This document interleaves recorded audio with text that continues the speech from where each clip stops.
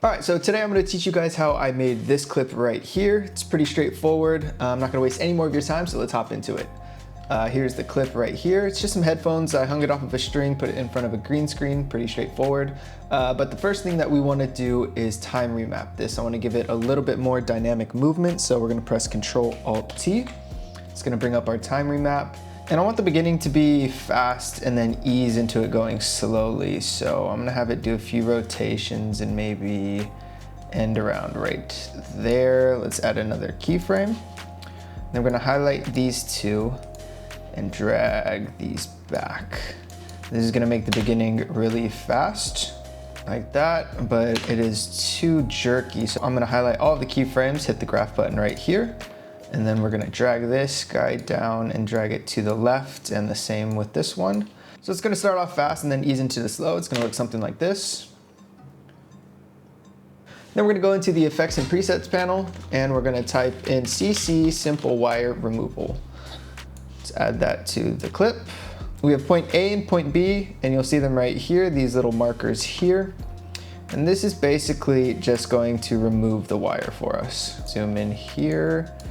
And I don't need to get rid of everything. Let's just get rid of this little wire right here. And then we're gonna go back to our effects panel, and we're gonna turn up the thickness.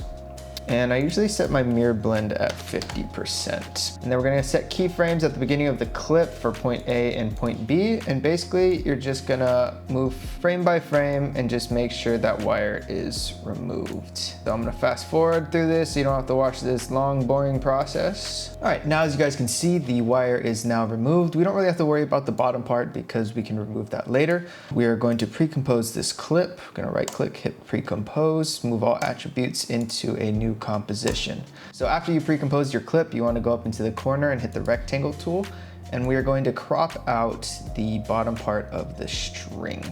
All right, so the next step is to go into the effects and presets panel. We're going to look up key light.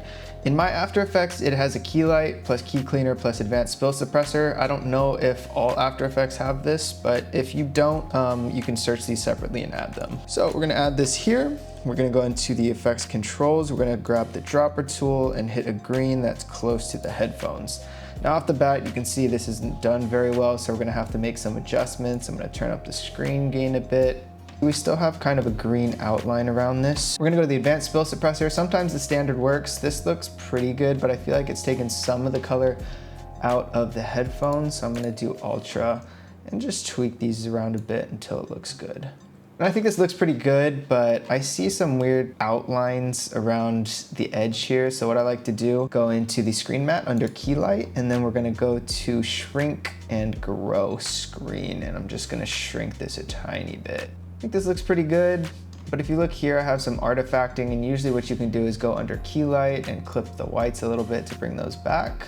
And for the background, you can create your own background, but for the sake of time, I usually just go on places like Envato Elements or something to get a stock photo. All right, so I brought in the background. I use this one because it's almost the same colors as the headphones, and it's blurred, so it just gives it a bit more depth.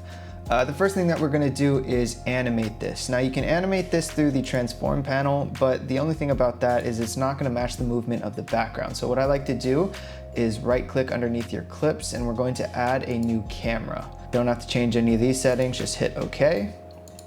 And then we're gonna turn both of these layers into 3D layers by clicking here and here. Then we're gonna drop this down, open up the transform, and we are going to hit keyframes for all of these. What I wanna do for this clip is probably start zoomed in. So we're gonna hit this tool right here. It's a dolly zoom. And if you drag up, it's gonna drag us into the headphones. So we're gonna start zoomed in, and then I'm going to rotate this to the right a little bit so that it has more motion. We're gonna go towards the end of the clip.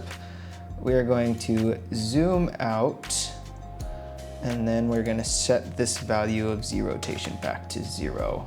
Let's check this out, see how it looks. But I think I want it to start faster in the beginning, so I'm gonna highlight all of these keyframes. We're going to hit the graph editor. We're gonna highlight all of this and hit F9. And then we're gonna drag all of these values over to the left. Now let's see how that looks. I think I'm gonna rotate this the opposite way, see how that looks. Cool, yeah, and the cool thing about using a camera to animate everything is that it's gonna move everything together within a 3D space. If you try and animate everything individually, it's just gonna be really hard to match. So for example, let me just bring in this Bose logo, not sponsored, and you see, nothing happens, but if I simply click the 3D space, it's going to animate everything together. Cool, let's just change this blending mode to overlay. And the last thing you wanna make sure you do is add an adjustment layer. Add that above everything, and then we're gonna go up into our effects and presets, and we're gonna add a CC force motion blur. And now with the motion blur added, this is how it looks.